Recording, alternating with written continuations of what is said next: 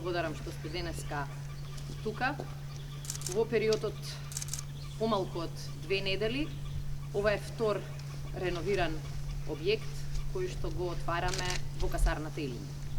Се работи за реконструкција целосна, темелна на еден од објектите во касарната Илинден, во кој што е сместена нашата гарда, како и единицата која што служи за логистичка поддршка на Генералштабот и на целиот гарнизон во Скопје. Во изминатиот период се посветивме на вистина на подобрување на условите за работа, во кои што не спаѓа само платата и надоместоците кои што ги примаат војниците и старешините во армијата.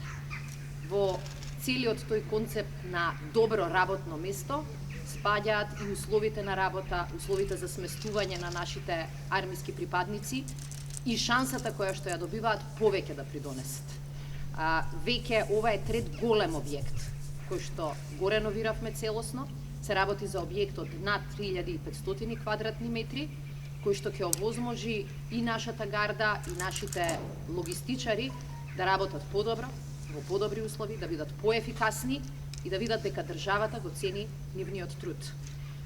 Во нашиот проект за реконструкција водиме сметка и за нешто што не е само интерес на армијата, а тоа е и намалување на загадувањето и зголемување на енергетската ефикасност.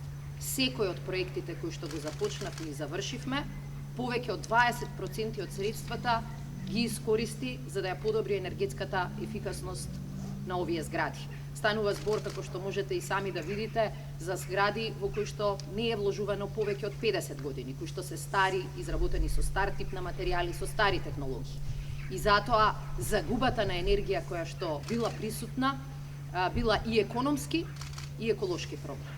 Со вложувањето во новиве реконструирани згради, овозможуваме од една страна армијата да работи во подобри услови, но овозможуваме армијата и државата да ја штеди енергијата, да ја намали потрошувачката на енергија и да го намали согласно тоа и загадувањето. Енергетската ефикасност е политика која што ја води владата во целина и енергетската ефикасност е еден од приоритетите во секој објект кој што целосно го реконструираме.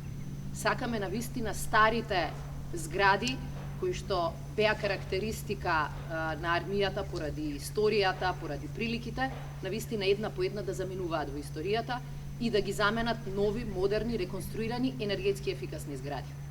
На таков начин, нашето инвестирање во НАТО армија нема да биде само инвестирање во опрема, воена или било каква друга за војниците и старешините, туку ќе биде инвестирање и во подобар систем за одбрана и во подобро функционирање на државата. Ви благодарам.